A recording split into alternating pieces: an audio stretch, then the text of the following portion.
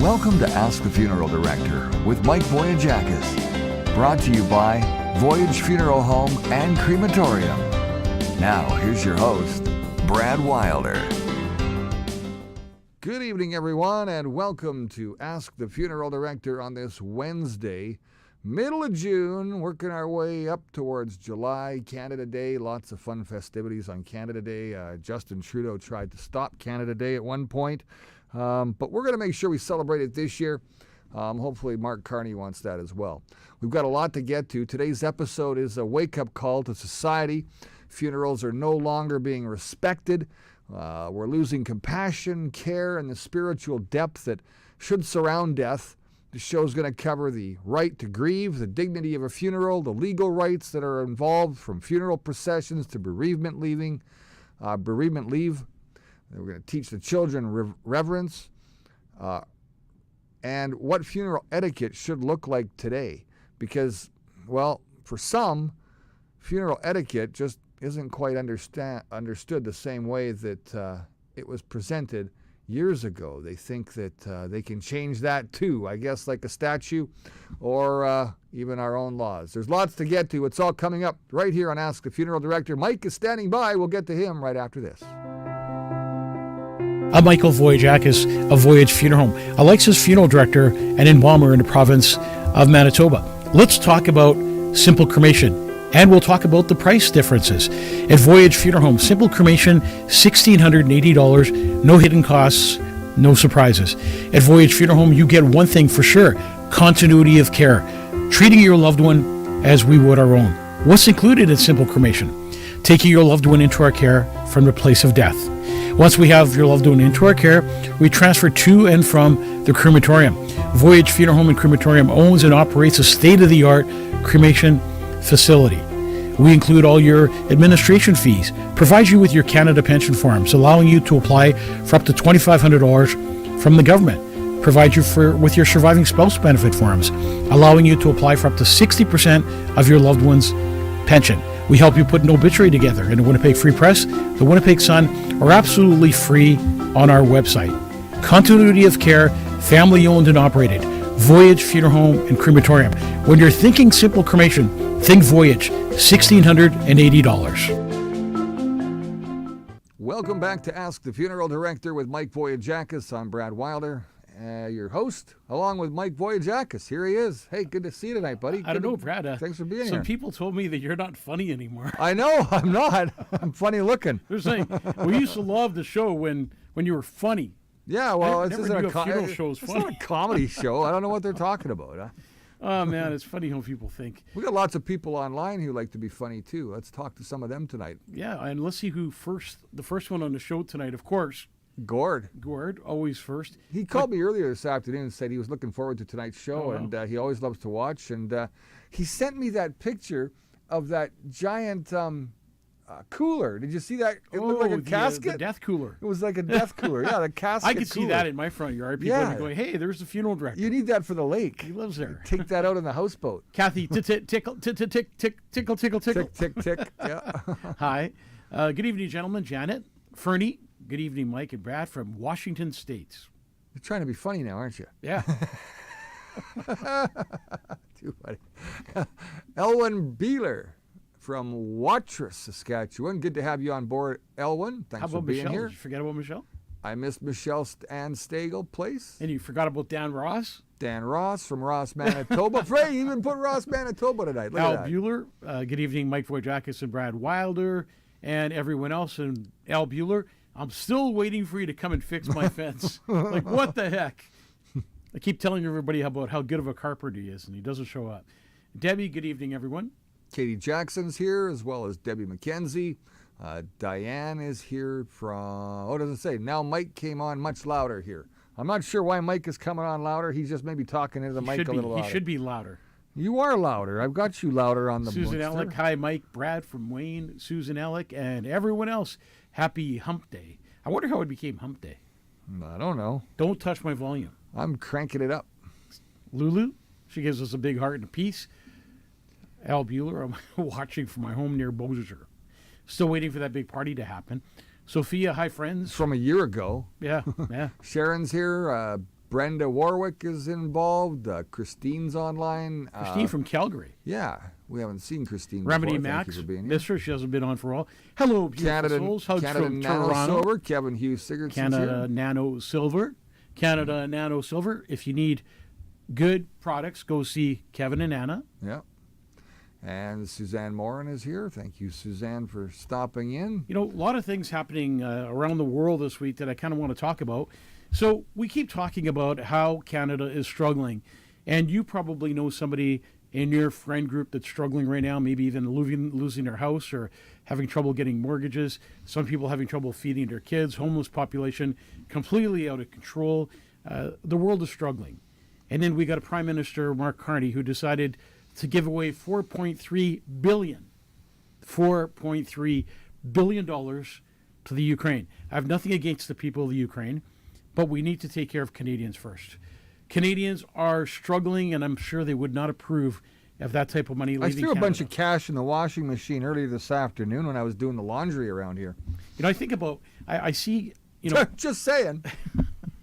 I see people struggling everywhere. You know, by our funeral home in... Not in Ukraine. On- At least not the leader of Ukraine, anyway. I mean, he can't even afford to buy a tie. What are you talking about? No tie. He Doesn't likes even have a tracksuit. suit. Just wears a tracksuit and Maybe that's why he gets the money. drives around in a Maybe limo. we should walk around with tracksuit on and, you know, ask for money, and then Big people gold feel chains, sorry for eh? us. Yeah, you know, and then we say, oh, we don't have suits. be like the old But you know what? days. On Henderson and Hespeler, not far from the funeral home, you see a homeless population like never before. Yeah. I mean, they have tents and they have their own washing stations, and it's actually embarrassing. You were talking about Mark Carney giving up that money. Let's talk about something else that's going on. Did Sure. you hear about Wob Canoe wanting to send people to Ukraine that work for Manitoba Hydro? Unbelievable. Is that a true story? I mean, I heard that just before showtime tonight. Honestly, I get up in the morning and I don't know what's truth and what's fiction these days. You know, like really, what's going on in this world? If you know about that, please mention it in a comment tonight because our comment section is lighting up. And then, of Always course, does. we're on a verge of a war between Iran and Israel, and bombings taking place, and innocent people getting killed. And you wonder where the 2030 reset comes The in. agenda, yeah, that's You right. know, eliminates those that we don't need anymore. Remember, we're worthless meat eaters. The Bilderbergs are going on right now. That's another meeting that's very important throughout the elitist group. And then you've got the G7 that happened up in Kananaskis country. It's another thing. Oh, is that the thing Trump walked out of a day early before anybody can ask him for money? Yeah, that's right. Yeah. He was smart to leave early. Eh? And then we got a crime rate in Canada that's completely out of control. Like completely out of control. Canadian cities, wars on Canadian cities. And, you know, the list you goes kind of on. wonder, because Brad and I had a conversation before we got on air here. And Brad said to me, are you worried about your son and his future? And I said, of course. And Brad said the same. Kids, grandkids, it's all the same now going forward. We need to take care of them. We have to look out for them. We have to stand up now and do the right thing now, not later. They're not going to be able to stand up for themselves. And the They'll be question under is, that. They'll be under control by then. We have to do it now. Yeah, and the question is, what do we do? Well, We'll pull it off YouTube. There's one thing we can do. Is you saw how thousands of I don't agree with what happened, but you saw how hundreds of thousands of Canadians went out to the streets, and I mean U.S. went out to the U.S. streets and battled back against the government, battled up against what they thought was right. You can see what's going on in Ireland, Germany, France. It's happening all around the world right But now. why not in but Canada? not in Canada. Why That's not in right. Canada? Why don't we? And we're wondering why they're stepping all over us and using us as a rug and sweeping all the garbage underneath the rug where nobody can see it. And Canada's being talked about all around the world because we're sitting back and allowing Carney, the Liberal government, maybe fraudulent elections, all the stuff that are take place, and we do nothing about it. It's just another day you wake up and you go, oh, something else new in our country. We don't fight and stand up for anything. Are we a bunch of wimps? When we say fight, we mean get out on the streets, We stand don't up for each physically other. mean throw rocks at No. the government or shoot bullets at people. I mean, make your presence known on the streets. Make your presence known where people. make your word loud. Yeah, make your like talk loud. You know, through the COVID thing. I was out at rallies and talking and trying to tell people that what was right and what was wrong and try to make my point. And the government didn't like it and they attacked us. But we did nothing in return other than comply. We complied, and now people are going, Why did I comply? Well, they complied. I never complied. I didn't don't know. Did you comply. comply? Not complying. But, there's a lot coming our way. And if a war does break out, well, a war is kind of happening in the background right now. But if it becomes a full-out war, you got to ask yourself, what's it all about? The dynamic of that is massive. The effects, the devastation that's left behind is very tragic, and it's something that we as society need to make sure that we're doing the right thing here and now. Not when it's too late, it's too late. Canadians need to wake up. That's the bottom line. We need to wake up. We're like big sleeping bears. We go to sleep, we say goodnight, we wake up, and we accept whatever happens in the morning, and we do nothing about it. And it's frustrating. And that happened with my brother when the catch and release system failed us. The catch and release system failed us. Where the justice system failed us. My brother died. I went out to the streets and I battled it out. And then as the year went on, nobody came. Nobody cared. We could have used my brother's death as a pinpoint to change the system. But instead we did nothing. And people decided not to join us. And, well, that was a year ago, Mike. That was a year ago, Mike. Don't be a pussy. Suck it up. And that's not the case. You lose your brother, you lose a family member, and you want to fight back, and you want to make a difference. And I don't want my brother's death to be swept under the rug like everything else. He doesn't even stand in front of a judge, the guy that killed my brother, until October of this year, almost 2 years after he killed my brother. But Canadians just don't have, excuse my language, the balls to get out there, use their voices, use the power of people. It's the power of people. That's what makes a difference. It shows in the U.S. what they had to do. They had to bring the military in, and they had to, because the power of people spoke. When you get that many people on the streets, it's dangerous. And it makes noise, and it proves a point. So, yeah, and Al Bueller's kind of the same way. Like what a pussy, he says. Anyways, we'll see if we're still on YouTube tomorrow. Letting out some frustration. It's not about being on YouTube, and I'm not afraid to say what I have to say. I've always been a guy who speaks from my heart, and I'm going to continue to speak my heart. And I'm not going to get pushed around, and I'm not going to get pushed aside. I'm going to say what needs to be said, and I think more Canadians need to stand behind me, guys like me, that try to make a difference. And I'm going to try and make a difference in Winnipeg in the near future. And how many people are going to stand behind you? How many people are going to say, yes, it's time for change. It's time to have somebody who's going to stand up for us. It's time for somebody who's going to be there, who's not going to let people push them around. It's time for somebody who's going to say, no, we're not going to be part of this 2030 reset. We're not going to be part of the garbage you're bringing on. You drive around on Winnipeg streets right now, on the perimeter at 4:30, and it's like backed up, and you're like bumper to bumper, and the perimeter was made for speed. But what are they doing? Bringing millions of people into the city where the city just can't handle it. That's right. Just can't handle it. What are we doing? Why are we doing this? Why aren't we taking care of the people in the city first, building our infrastructure, doing what we need to do, and then if we need to bring people in, we're prepared for it. We're not. And it shouldn't be happening. And these fourplexes shouldn't be happening. And these urban... Winnipeg Metropolitan Region plans. Geez. Yes. A little frustrated tonight over that. But the show's a really good show. And it's going to educate you in a lot of things. But I want you to watch a couple of videos. A couple of videos that will touch your heart. And it's really about morals. What we've been brought up with. What our parents taught us. And things we should be bringing into life. And both these people talking are powerful speakers. And they're going to talk about what their parents taught them. And how it changed them as individuals. Steve Harvey is the first video we're going to watch, who talks about his mom. Take a break, a sip of your coffee, share, follow the show, like it, and watch our first video of the night. And welcome to Ask the Funeral Director.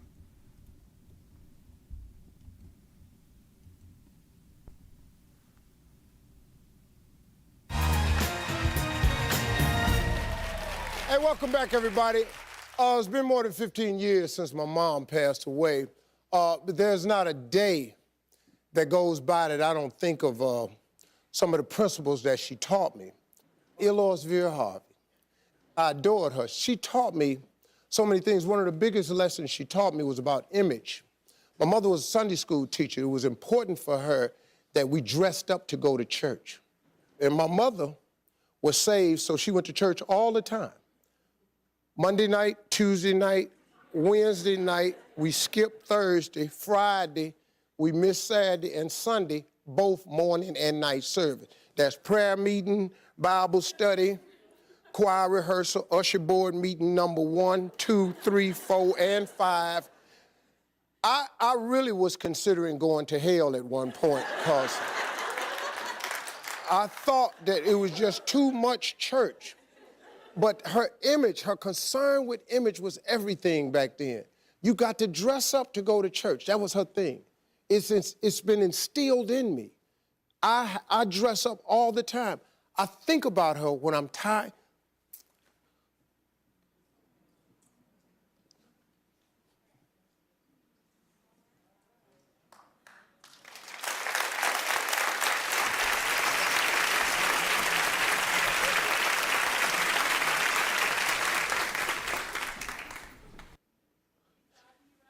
You know, they asked me to do this. I said I'll take a shot at it, you know, but it's a difficult thing for me.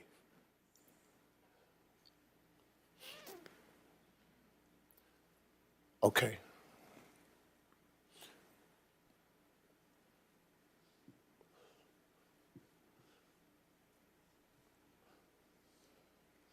I can only hope that in everything that she's taught me,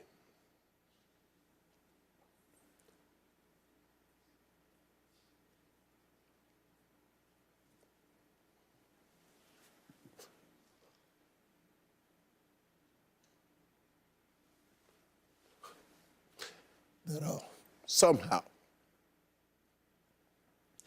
she's somewhere watching me.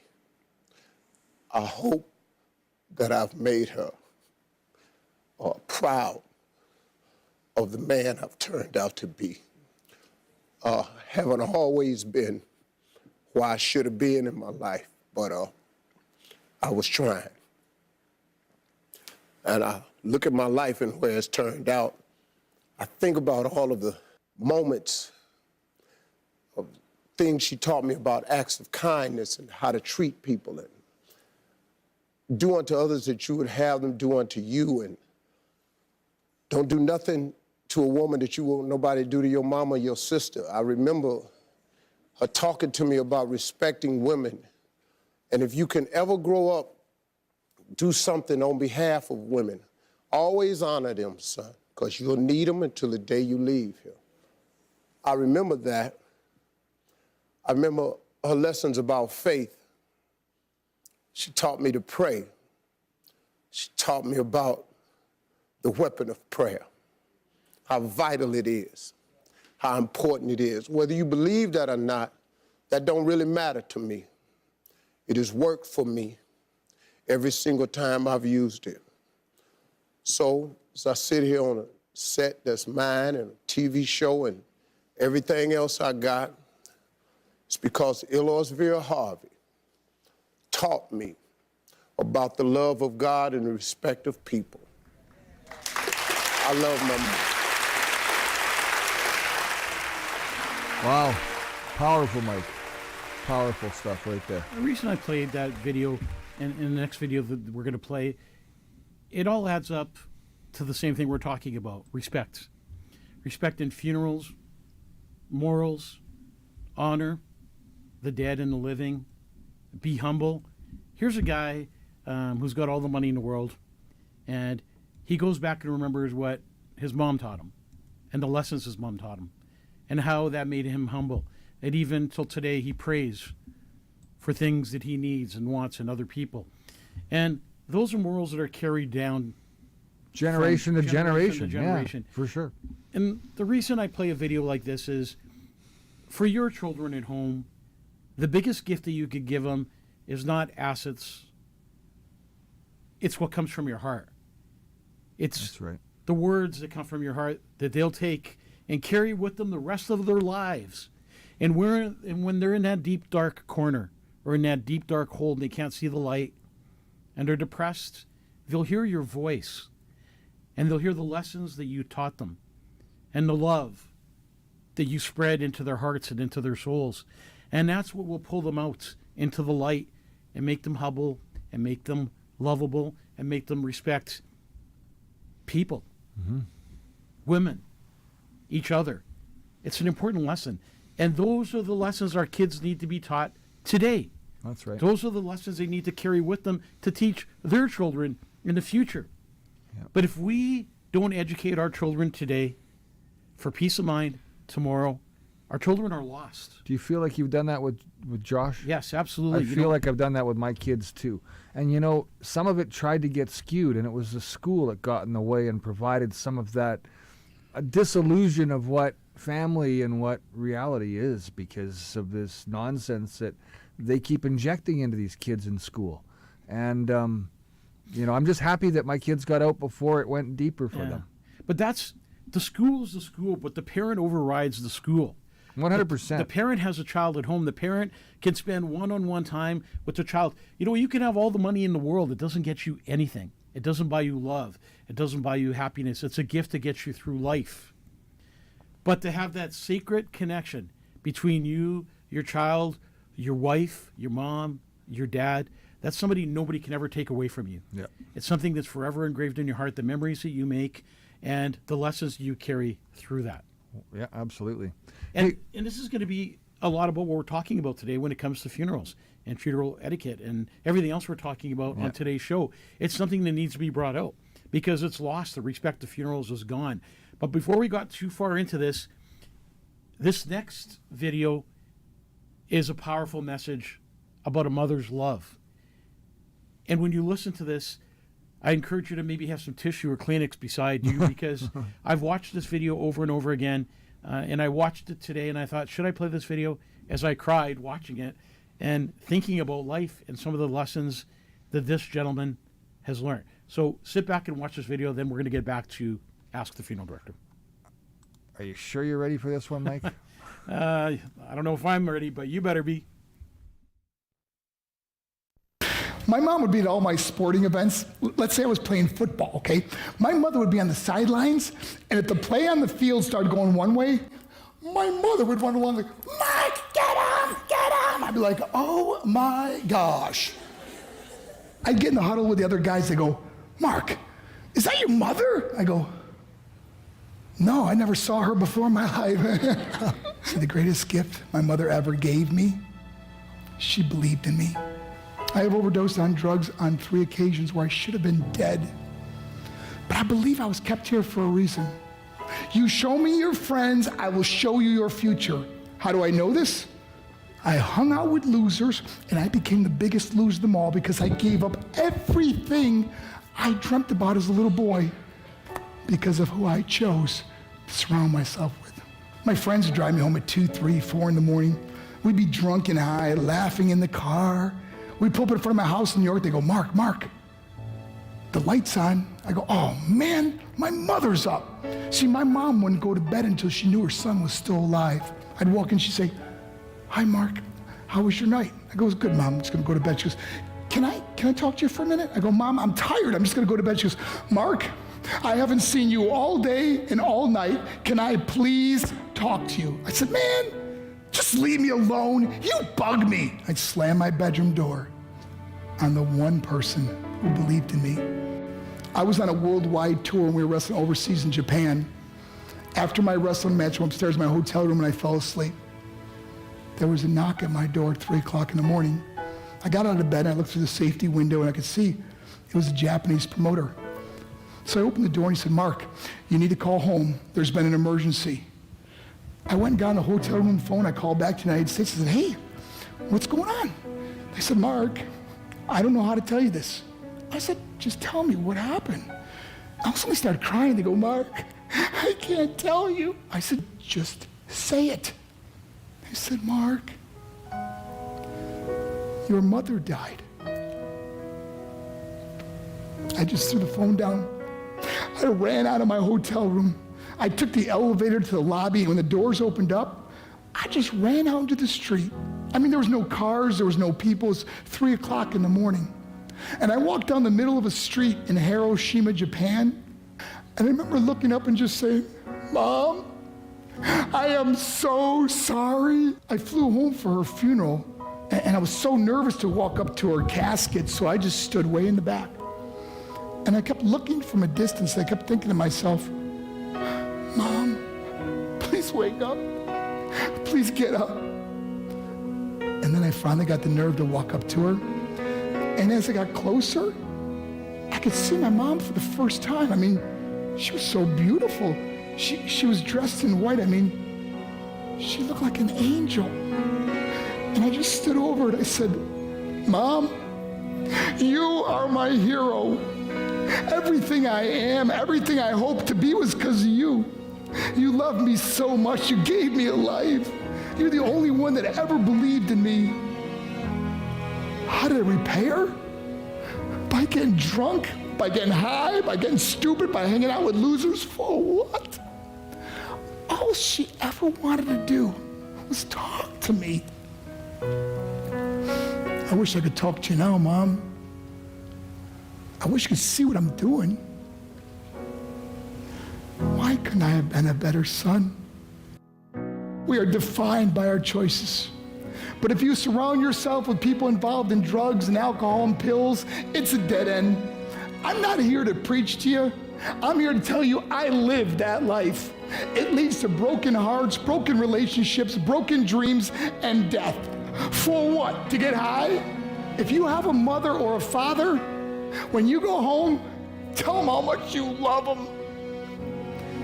See, my whole life was about being rich and famous. I had to be a millionaire. I had to win the race. I had to win the race at the expense of my marriage, my family, my friends. For what? To be all alone in the world? I learned what is truly important, and that is how precious this gift of life is, and our families, and how quickly it can be taken away. See, I no longer live in time. I live in moments. See, it's not what's in your pocket that matters. It's what's in your heart that truly matters. Love. Love is just a word until somebody comes along and gives it meaning. You're the meaning.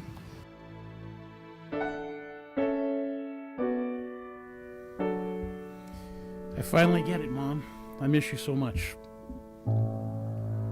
And that's why we need to love each other while we're here on earth and take care of each other. And as you can tell by this man's journey, the unconditional love of a mom, the unconditional love of a wife, a husband, a child. It takes zero amount of money to be kind, zero amount of money to love each other. And the most precious gift you could give to each other is time. Because time is the most precious gift on earth.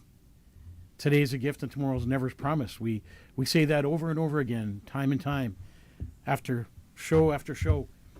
But it's people like this that need to go out and talk to kids so they realize that who you hang around is who you become. And I say that to my friends all the time. If you hang around with a druggie, you're going to be a druggie. If you hang out with an alcoholic, you're going to be an alcoholic. If you hang out with somebody who's successful, more than likely you're going to walk that street of success and learn. It's those gifts in life that we need to cherish. Some people need to learn that lesson the hard way. Some people need to learn it the hard way. Others get the gift of learning it through they go through life. And everyone struggles, Brad, and some people keep the struggles deep down in their belly and they don't let them out. But sometimes it's good to let out those struggles. Yeah. And it's good to let people know that you're struggling and life is not perfect. And every day is not a great day. It can be. It can be. Surround yourself with the right people. Surround yourself with the right people. But most of all, surround your family with love. Surround your family with love. And just remember those words that you come out of your mouth. Again, I'll say it. The tongue is sharper than the sword. And it hurts people's hearts. And it's a lash in that heart that you carry forever because those words sometimes are never forgotten. And it causes divorces and it causes hate. It causes anger. And it pushes people away. So the word I'm sorry is not hard to say. The word I'm sorry, please forgive me, is not hard to say. And I always tell people, if the burden is too hard for you to carry on your own shoulders, put it on Jesus' shoulders. The Bible tells us that he will carry our burdens for us. Time to get into the show. Whew! This is the show. This is the show. People want you to be funny. Let me start out with a quote. This isn't funny at all.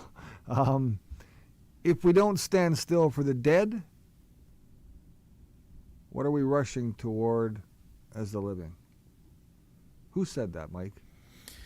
I'm not too sure, but it sure makes a lot of sense. If you don't stand still for the dead, what are we rushing into with the living? Toward the living, that's right. Yeah, it's a powerful message that that person right. But today we want to talk about The right to the grieve. right to grieve. Be present. Be present in, what does it really mean? Yeah. How do you be present? What What does are the you right to talking grieve about? actually Yeah. mean? What does it mean?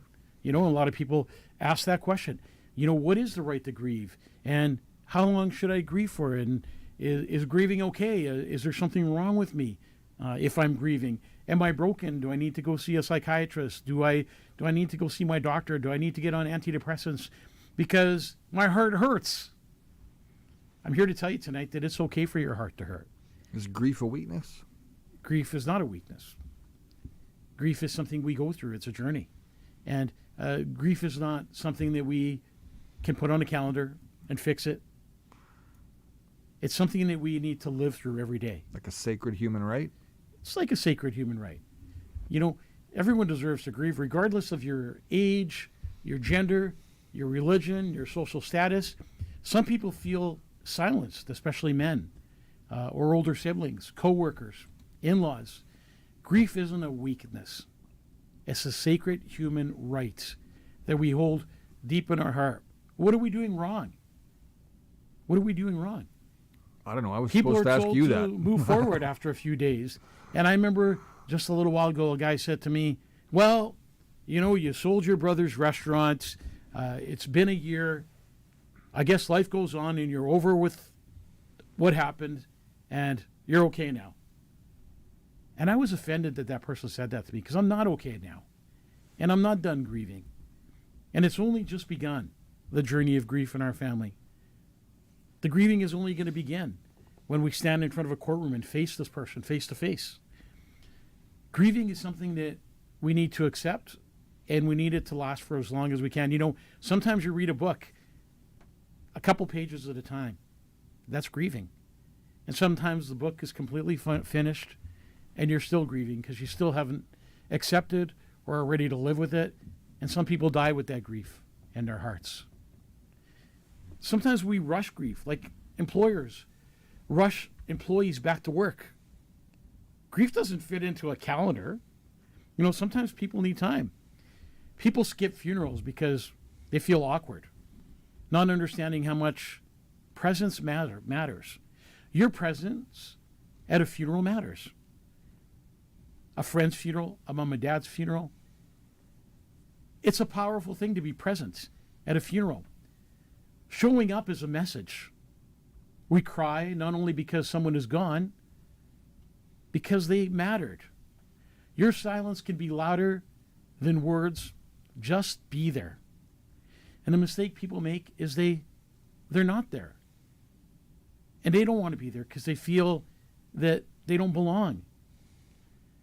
I'm going to share a story with you today that made me want to talk about this. The other day, I was doing a funeral service. And on this funeral service, we had the lead car, the limousine, the hearse, and the limousine all lined up in front of a family church. And it was on a side street. There were cars parked on the other side. The funeral procession was parked on the wrong side of the street. And the family gathered by the hearse, which was a very emotional time. It's a sacred time. It's a time that a family gathers to see their loved one's casket come out of a car. And there's lots of tears when that happens, and sometimes screaming, and sometimes shouting and anger. And as we were about to pull, we opened the door of the hearse, and the casket was pulled out. The pallbearers grabbed on to the casket arms, and we were about to pull the casket out of the car. And then out of nowhere comes this big yellow bus with this aggressive driver not stopping. The coach door, which is the hearse, the door is wide open.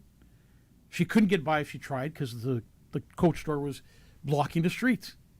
But she continued to push her way through to the point where we had to put the casket back in the car, and I had to apologize to the pallbearers.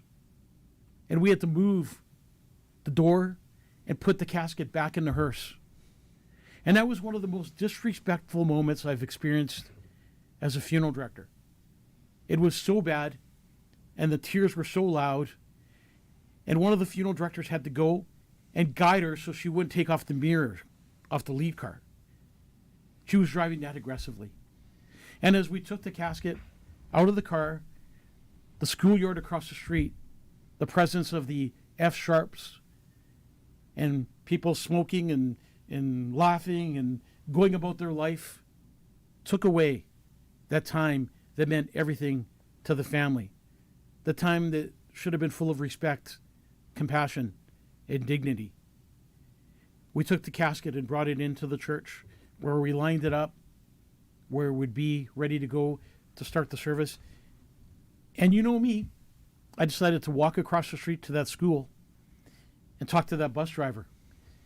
And she was in the bus with children in the bus, and I didn't want the children to hear what I was going to say to her. So I asked her to just come towards me, and she did. And I said to her, that is the most disrespectful thing that I've ever seen anyone do. Did you not see that there was a casket coming out of the car? Did you not see that there was a funeral?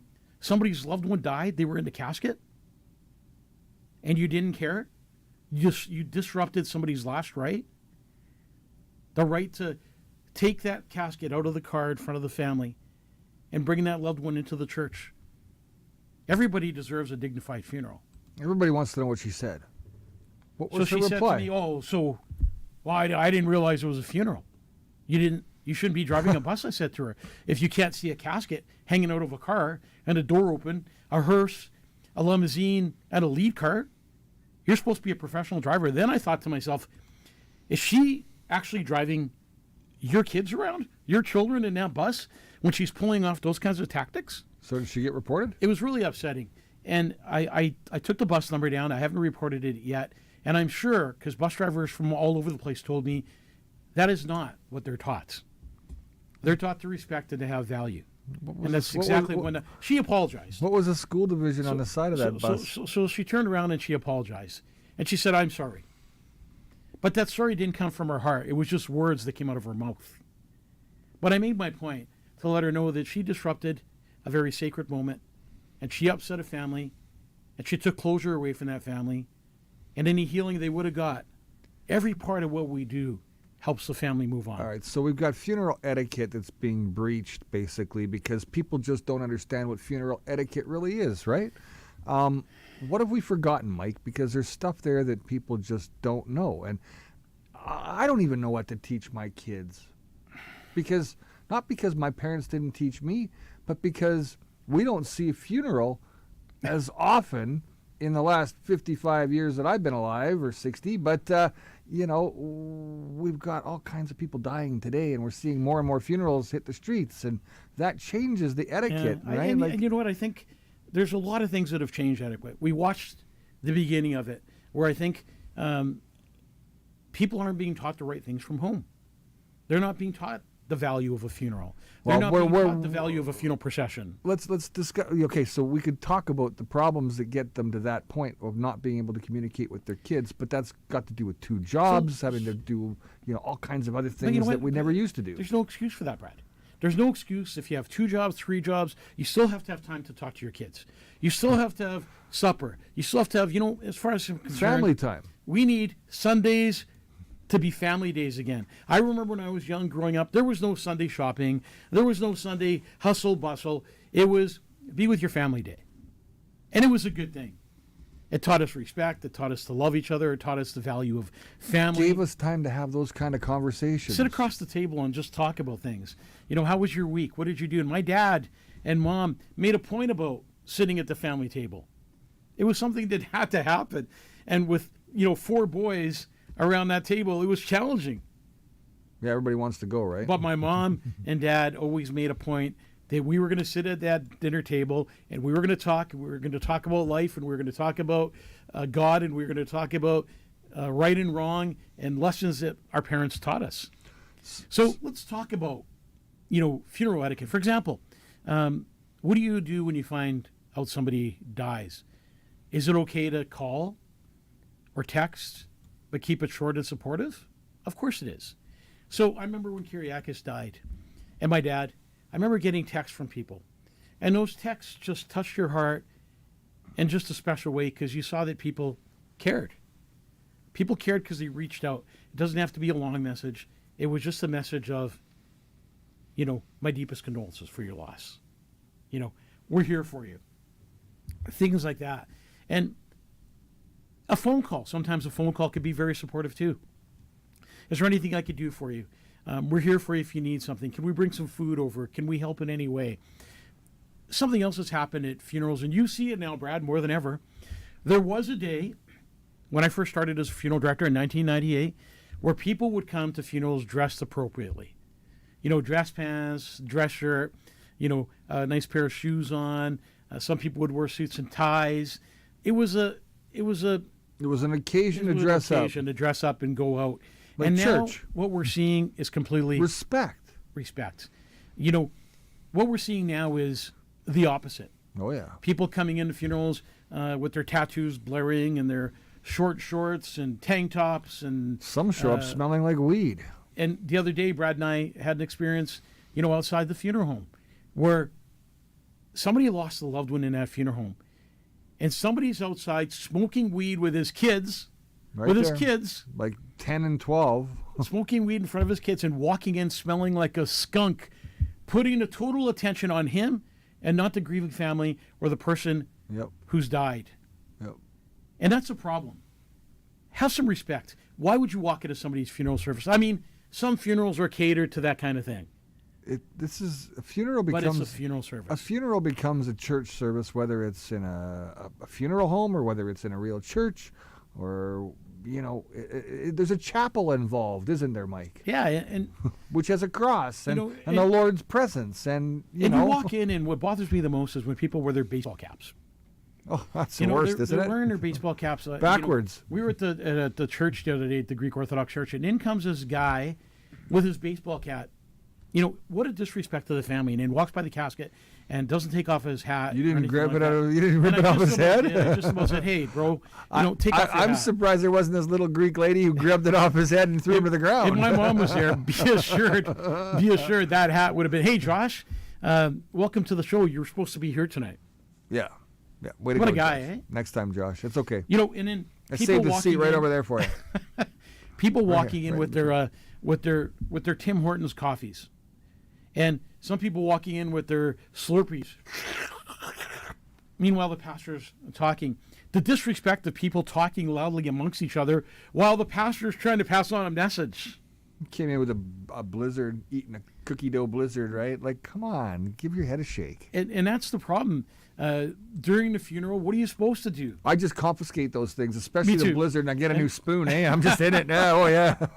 The one thing that I've taught Brad working at a funeral is, Brad, nobody brings coffee or Slurpees or anything into the funeral home. We just don't allow it. It's a place of respect, a place of remorse, a place where somebody's loved one is having a celebration of their life. And what matters that day is the person who died, but more than that, the family that's grieving. What should you be doing when you come to a funeral service? Well, let's talk about this. Come early. When you walk into a funeral service late, you disrupt the funeral. In comes this person walking in and deciding to sit in the middle of the chapel. Everybody has to get up. Everybody's got to push over. Now the distraction is there. Whatever the pastor's saying, whatever the family member that's talking was trying to say is gone. Someone showed up right as we were saying the end of the funeral. Like they're saying, okay, everybody's going upstairs now for the reception, and they're just walking in. And how about What do you turning mean off- I missed it? She says. Oh, it's like What do an you mean hour I ago. missed it? I thought it was at 1 o'clock. I thought I was early. And then another thing that frustrates me more than anything is hearing somebody's phone ring during somebody's funeral service. The son or daughter or family member is trying to do a eulogy. The pastor is trying to speak. The family is trying to concentrate and just remember that person and celebrate that life and just get those good words in. It cures your heart. And then the phone rings and distracts everyone. What a distraction. People walking up to the casket and taking pictures of the deceased. Is it okay to put those online? Jeez. People putting funeral stuff online without the family's permission. What a no thing to do. Ask the family if you could put a picture of the deceased on the internet, on your Facebook page. It's crazy what's happening. And my mom, for one, my mom's a short little Greek lady. Mike, you see what happened there? I'm not going to let it happen here at the funeral home. People need to have respect. My mom will tell you, take off your hat. Don't eat all the food. Save some food for other people. Oh, man. Wayne knows all too well about... Those are life lessons that she teaches all the way along, man. It doesn't matter if you're her kid or not. Come up to me and they don't know she's my mom, and they go, man, is that lady feisty. Support the family quietly. Your presence is the comfort. Those are big words. When they see you, they're comforted. You know, you don't need to make a lot of noise. You don't need to make it about yourself. It's about the family. And when they see you're there, a simple hug, a simple, my condolences, means a lot. It means a lot. And until you lose a loved one, you'll never know what that feels like. So you have the funeral, you get upstairs, and then you 2 to 3 weeks later, you kind of disappear. You don't call them, you don't get in touch with anybody anymore. But the reality is the grief doesn't end there, does it, Mike? No, see, and I'll share a story about that too. So, I've shared the story before. I'm going to share it again. It's about my brother and about other people's family members and people that are watching who've lost loved ones. You know what happens. People come to the funeral service. People call you. People knock on your door. People want to be there when the death happens because it's new and it's fresh, and they want to support you. And then they say, we'll go to have coffee together. We'll get together and share some stories and talk about your loved one's life. And I'll be there for you. If you need anything, just call me. But guess what? I told my mom this, and I tell other people this. 1 week passes by. Some people are still calling you. 2 weeks pass by, and nobody's calling you. Yeah, that's right. It's disappeared. It is old news, and it doesn't seem like people care. My suggestion, don't forget about the family. Do you think some people don't want to rehash that for the person at the other end of the phone or maybe next door? I think what it is people get busy with their own lives, and they just forget. It's almost like somebody dying 4 months ago, right? And then the funeral's 4 months away. People forget and they don't come. But if the funeral was within that week, people remember. So I don't know what it is. People have a weird way of thinking. It's making false promises to a family that needs you and that cares about you. We were at another church. I want to share another story of disrespect. We were at a church a little while ago, and I'll never forget this. The family lost a very young person, and we were all at the car. And of course, a lot of times the grieving family will stand by the hearse and watch the casket come out and follow the casket into the church. And it's an emotional time for a family. It's a precious gift for them to be able to, it's the reality of death is seeing that casket for the first time. And then, your stomach and your heart crumbling knowing that you're going to open that casket and they're going to see their loved one one last time. We're outside of a church a little while ago, and right near the church there's a bus stop, and there was a bunch of kids there, and they thought it was a show. They thought it was funny, so they lit up their joints and started smoking their marijuana, blowing it into the direction of the family, and it was F this and F that. And I stopped and I looked at these kids and I said, you are being disrespectful. This is a funeral. Go away. Go away or stand there and be respectful and honor this family instead of being a disgrace to this person who died and to this grieving family that lost a loved one. One day this could be your mom or your dad or your brother and sister. And they thought that was funny. They thought it was funny, but they left. But it took away that time that the family needed.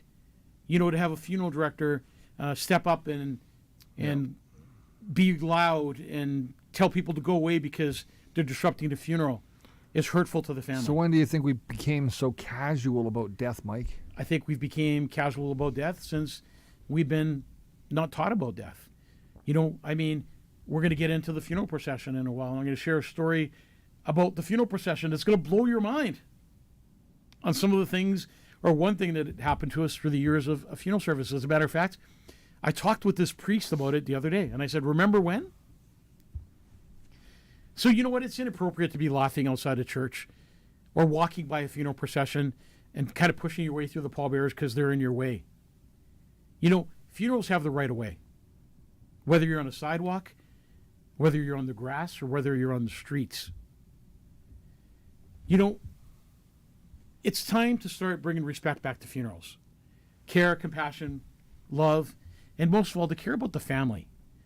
And know that that family lost the most precious gift of their life, and that's a family member. So what legal rights actually exist? Because, man, people don't understand any of it. So let's talk about legal rights.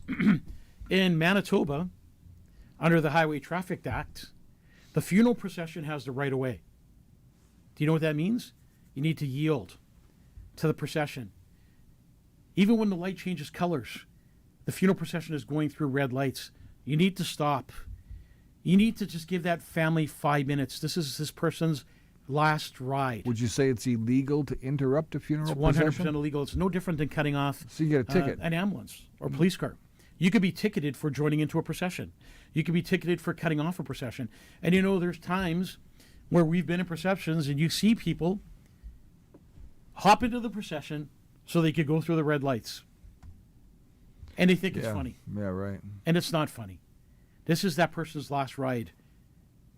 You know, the last thing we do for them on this earth as funeral directors is do that one last ride with a hearse, a lead car, and a limousine full of family members, and grieving family members and friends behind them with flashing lights.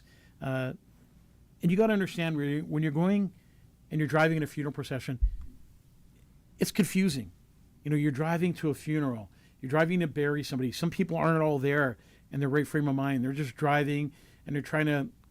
Hey, I'm in a rush. Step I got to through the get to work in traffic. You know, it's noon, and man, I am upset because you're taking up all the roadway. You got all these cars in a line, and everybody flashing their lights. You're driving 30 instead of 60. The hearse, is it a traffic delay, or is it a sacred escort? You know, the final journey, the last walk of honor, it's a visual symbol that says someone's life mattered. Someone's life mattered, and that's important. I got to tell you something that happened on a funeral, and it's really heartbreaking. So we're driving to a funeral, and we're driving down Portage Avenue, and there's a priest, Catholic priest, sitting in the passenger seat. And he's got his white collar on. We're in the lead car. The hearse is behind us, 2 limousines, and about 50 cars. And this car full of young people pulls up beside us, and they're all giving us the finger as we're driving in this procession. And right away, that frustrated me. 2 seconds later, the priest said, "Did you see that?" I said, "Yeah, they're giving us the finger." And he goes, "What a lack of respect," this priest said. "You know, God forgive them." 2 seconds later, the guy behind the driver sticks his ass, his hairy ass, outside the window at the priest. And the priest said, "In all my years of doing what I do, I've never seen this type of a lack of respect, ever." And then all the family members sitting in the cars, the 2 limousines, saw these kids do that. And wow, what a disgrace. What a dishonor. And you wonder how these kids were brought up. You wonder how they were brought up to actually do that, to have the undignity of doing what they did. Let's talk about bereavement leave under Manitoba law. What does that mean even? What's bereavement? Bereavement means that you have time away from work to attend a loved one's funeral service. And your employer needs to give you that time. Minimum 3 days unpaid. That's minimum 3 days of unpaid leave for immediate family. Most people are paid. Many are unaware that this happens, that you get this bereavement. You know, it's your human right to be excluded from a funeral, a grieving family member, to be put aside and told you can't go to your loved one's funeral, no matter what your race, your gender, your identity, is wrong. And it's something that It's discrimination. it's discrimination. It'll be a disability to that family member forever. Told they can't go to a cousin's funeral because, well, we need you here at work. It's more important. Sure. So there's so many things that we need to learn. Would you cut off if you saw a military service going down the street in a procession, would you cut them off while the grieving mother Not a chance. of this person is in a limousine behind them? And I wouldn't check my watch either if I was standing on the tarmac like Joe Biden did when they were bringing the dead off of the plane. I think I agree. You remember that, right? I remember Yeah. that, Yeah. and there's another, there's the president of the United States disrespecting somebody who went and fought for their country. That's right. Yeah, just a total disrespect. Bottom line is, we need to teach our children about death. Yeah. Why do we avoid talking about death with kids? That's my question again. You've got to quit asking my questions. Parents want to protect their kids from pain, but end up leaving them unprepared. Children need truth delivered with love and gentleness. So what should we teach? Well, death is natural. It's not taboo. Funerals are not saying goodbye, honoring life, and learning gratitude. Grief is not a weakness. It's a strength from the heart. So you have suggestions for parents to basically make some of these things Bring your children to funerals, up to date? age appropriate, right? Let them ask questions. Don't lie. Just be soft. Involve them in small roles, lighting a candle, placing a rose on the casket, saying a prayer. It's our responsibility as parents to do that. Educators must teach our kids to learn about death and to have dignity and compassion and care. Taxes, math, writing, arithmetic, all of it, man. I mean, it's crazy what they're not learning in school. And this is something that's really important. Yeah, 'Cause where do you learn this? Use classroom time to talk about life, death, and compassion. So would you say now that congregations have gotten smaller and that fewer kids, younger kids, are continuing that path with their parents? Parents maybe not quite as active in the church as they are with soccer, baseball, hockey, and all those other things that take up a Sunday and a weekend. Yeah, the thing is, I think since COVID, it's even falling apart more. During COVID, they took your right to go to church, where sometimes that's the only family you have. I think parents have a responsibility. Our education system needs to start teaching our children the reality of life. Yeah. The things that they need to learn on the street. I mean, the average kid gets out of school and doesn't even know how they could destroy their credit by getting a credit card. And, to do the normal things in life, they just don't know. They're teaching them algebra and things like that mean nothing. Trigonometry. They've taken God out of our lives, out of our children's lives. They've taken the Lord's Prayer out of school. And they've basically, the government wants to be your God.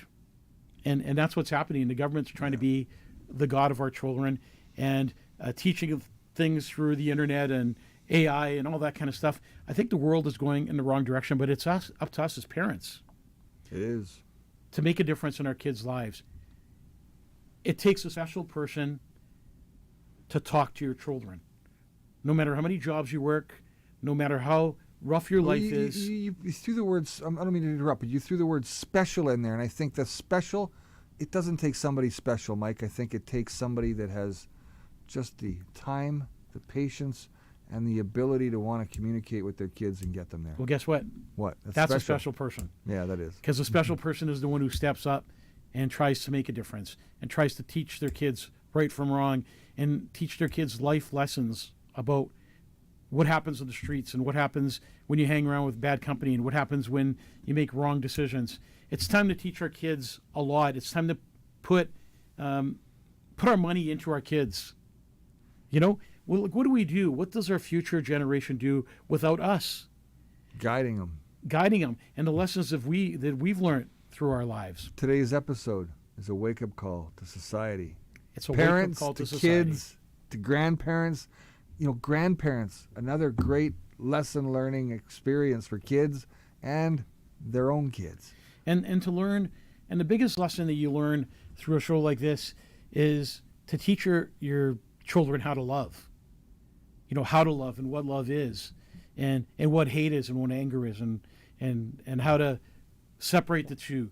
And the most powerful thing that we could teach our kids is prayer. How to pray. To know when you're in trouble that there is a higher power that can help you, that can guide you, they will protect you. Ask and you shall receive, and seek and you shall find. Another edition of Ask the Funeral Director. I hope you enjoyed it. God bless you and your families. Take care of yourselves and each other. Brad, thank you again for being an awesome host. Thanks, Mike. Take care, everybody. Good night.